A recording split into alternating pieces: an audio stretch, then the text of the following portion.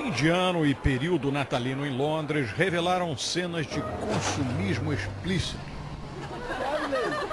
As câmeras captaram traços de comportamento delirante entre pessoas aparentemente civilizadas, porém possuídas por uma obsessão orgásmica de comprar, comprar, comprar. We were quite excited this morning. We were like, yeah. I didn't sleep last night. Yeah. We were just, clothes. They're just great. Yeah.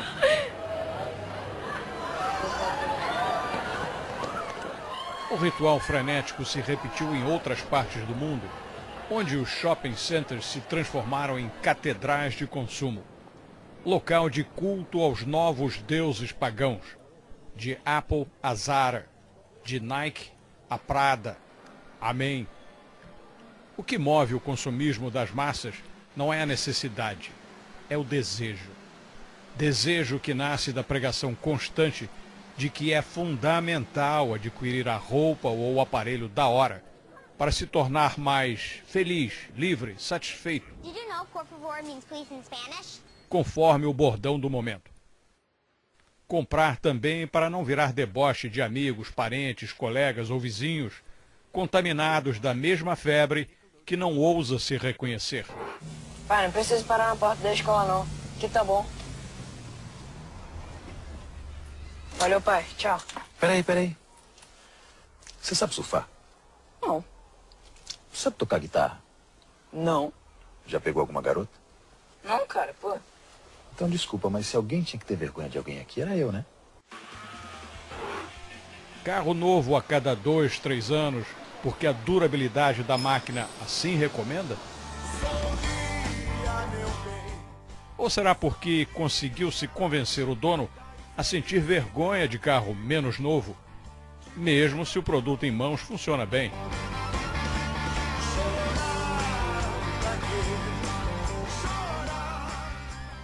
O sociólogo Zygmunt Bauman, estudioso da sociedade contemporânea de intenso consumo, afirma que nossa identidade passou a ser definida não pelo que somos, e sim pelo que compramos. A antropóloga Lívia Barbosa adverte que em todas as sociedades os bens fazem parte da definição de identidade. E ela discorda da visão negativa que costuma ser jogada sobre o consumo. Na verdade, é através das nossas relações com os objetos materiais que nós nos constituímos enquanto sujeitos. Ao mesmo tempo que nós construímos e fazemos os objetos materiais, eles também nos fazem. Está ligado à nossa identidade. Não, é fundamental. E não há sociedade em que não há relações sociais que não sejam mediadas, né, por objetos materiais. O outro grande medo, né, que jaz por trás, né, de toda essa discussão é o famoso materialismo. É que nós somos pessoas que valorizamos os outros pelo que eles têm e não pelo que eles são. Essa noção do que o nosso verdadeiro eu está dentro de nós é uma noção que vem de uma distinção e uma superioridade que se atribui às coisas do espírito e às coisas materiais. Mas por que você acha que acontece isso? Você valorizar a produção e demonizar a outra ponta do mesmo processo? Por que o consumo ele é visto dessa maneira tão perversa? Não é de hoje. Você tem uma ansiedade da afluência em que, se você acompanhar historicamente esse processo, ele começa no início dos tempos. Num livro sobre a história da noção de luxo, você já tem na Bíblia, né, Deus exortando o homem contra, né, o conforto, contra o luxo, né, e sempre essa associação de que o conforto e os bens materiais, eles têm consequências nefastas sobre a felicidade, o caráter ou a virtude das pessoas. Então, por que a ansiedade da afluência? Primeiro aspecto, uma relação que nós temos idealizada negativamente com a materialidade. A sociedade ocidental, ela pensa, ela vê que na relação com os bens materiais, né? Isso quase que diminui a nossa humanidade.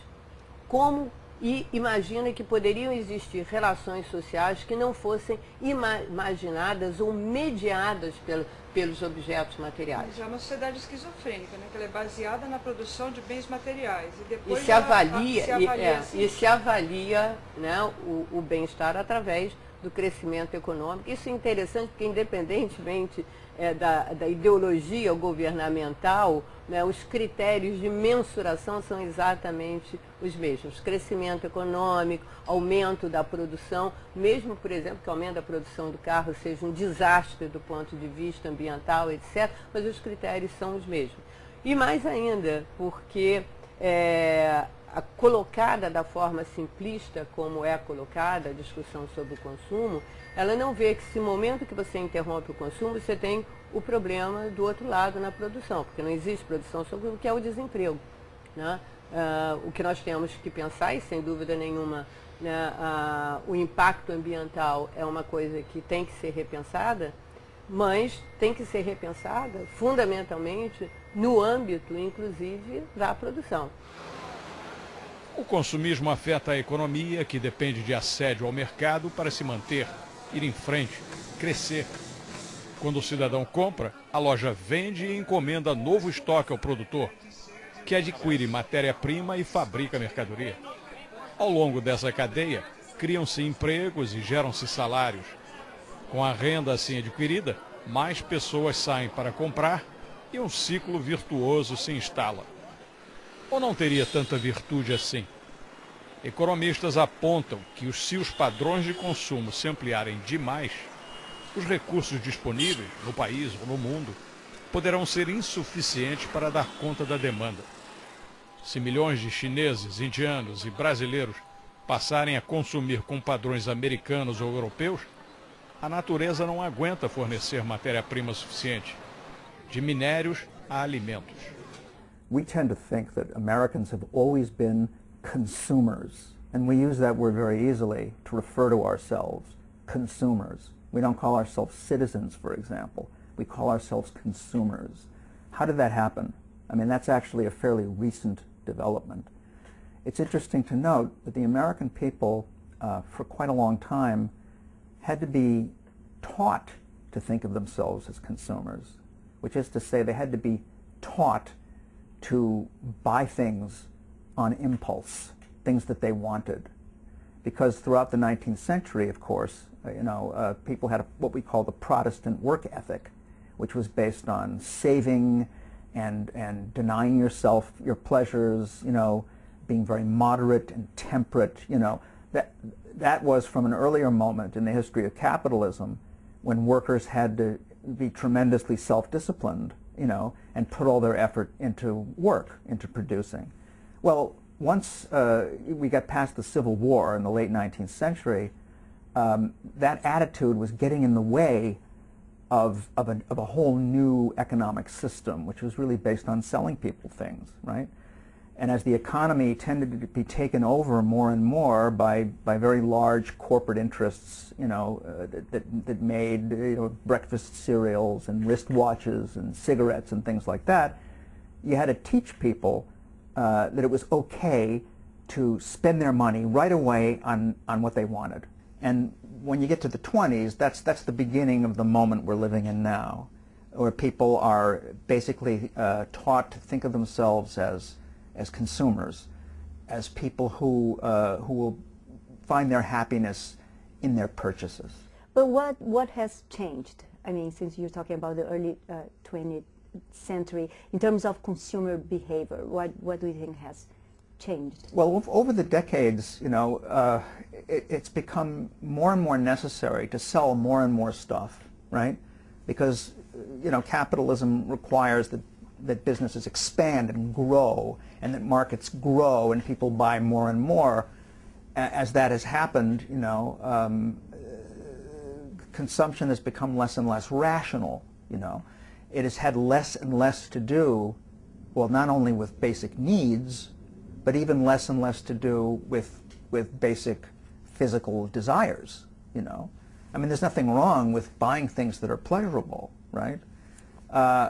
But now I think that we're expected and obliged to just buy for the sake of buying, which doesn't have anything to do with need or desire, if you see what I mean. It's a kind of compulsion. It's like addiction. And that kind of addictive buying, which is spreading all over the world, that's now become something of a global threat to, to our very survival as a species.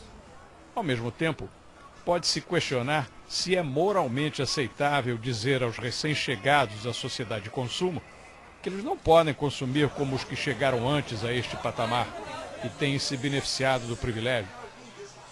O consumismo gera questões desse tipo, foco de estudos de organizações como a Fundação da Nova Economia, em Londres, onde o analista Andrew Sims recebeu o Sem Fronteiras. Should that cycle of market economies being structured to aim for growth be broken, and can it be broken?